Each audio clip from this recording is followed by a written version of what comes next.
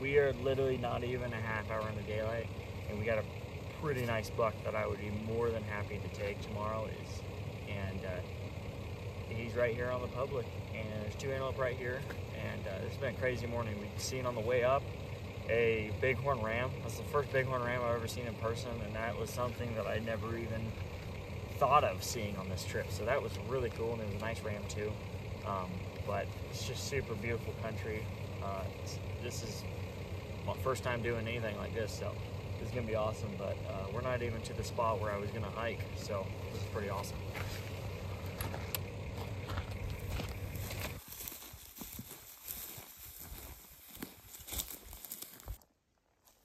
Okay, we made it to our first water hole. Looks really good. We got some really fresh tracks on the ground all the way around this thing. So there's a lot of goats in this area, and this is perfect. It seems like it's pretty dry. All the water holes by the road that we drove past, everyone was dried up. This one we had to hike through the timber to get to and down the ridge, and this one is just, I mean, it's picture perfect. The only problem is gonna be getting into bow range because it's in the middle of this like plateau right here. So that's probably where the pop-out cow decoy is gonna come in play. I feel comfortable anywhere from 80 yards to closer with the bow, so we'll see in the morning.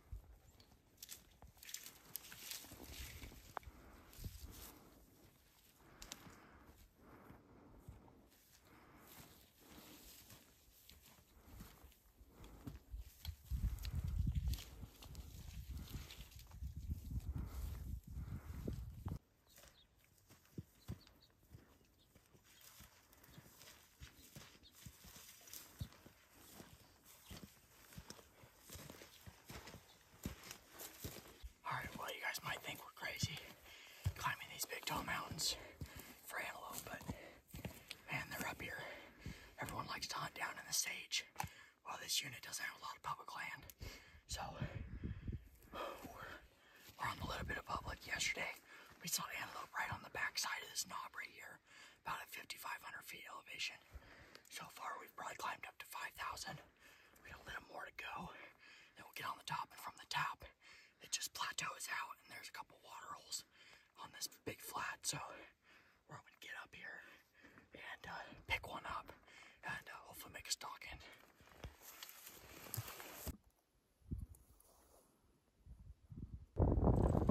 All right, well, yesterday we did a pretty brutal hike to get on these antelope back here. Ended up getting on a buck. He was bedded, and the stalk didn't go as planned. And so we ended up busting him out of there, and he went far. And so we decided to try to locate some new antelope. So after coming back down a real rocky ridge to get back down to the truck, we sat there, and Hunter was like, just threw up his binos and way across the canyon, up on the mountain. I mean, these antelope are crazy. I mean, they could be down here in the alfalfa fields, but for some reason they're way up on the mountains up here. And anyway, there's a whole herd of like 20 antelope all the way across on this flat. So we came up here bright and early to relocate them, and they're pretty much same exact spot, up and feeding around. So we're gonna have to do some crazy stuff. We're gonna have to cross the river and go up, climb up in elevation, get on the flat, and then it's just all sagebrush up there. So it's gonna be a lot of just crawling and taking our time. But I mean, they were out there all day yesterday, so I'm hoping that they're gonna stay there where they're at. So it's gonna be a fun day.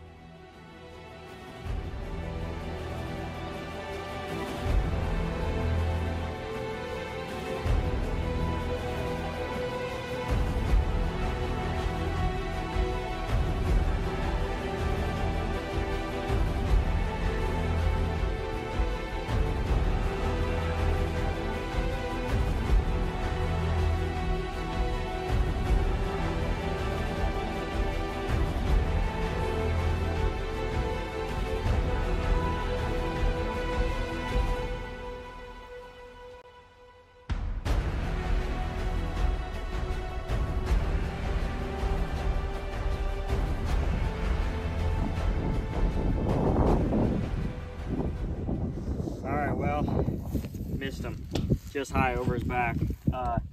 That was a perfect situation except for the distance between the ridge and where they were bedded. The sagebrush in here is real low, so it's not a lot that you can hide behind. And I ended up getting hand signals from Hunter. He showed me they were asleep right below me, and so about took 10 more steps and I could see a doe looking right at me. So I immediately got down and started crawling. I just started passing my bow forward, took a few crawls, passed my bow forward, took a few crawls, and it worked absolutely perfect, except they were bedded down the ridge from me. And I practiced a lot all the way out to 100 yards, but these antelope were at 94 yards. So I dialed for 94 because I was like, I don't want to shoot 94, but I don't see me getting a lot closer. So I passed my bow one more forward, and then I took one more crawl, and I look up, and the doe started standing up looking right at me. And I think I was skylined because there's not a lot of cover up there. And so I was like, all right. And that buck stood up, and I drew back, and 94, I just took my time there, just standing there, and I squeezed off, and I could see my arrow go right over his back. And it sucks. You know, I wish I could get closer, but this sage lands, the spot and stalk stuff's hard. So they weren't too spooked. They just kind of moseyed up around the hill and over. So maybe in a few days they'll be back in this drainage, but we'll see. But we're gonna call it a hunt and go back to camp.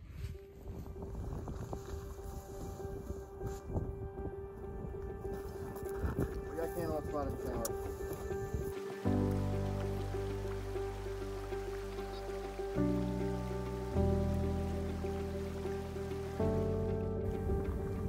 I stalked around the backside over this ridge.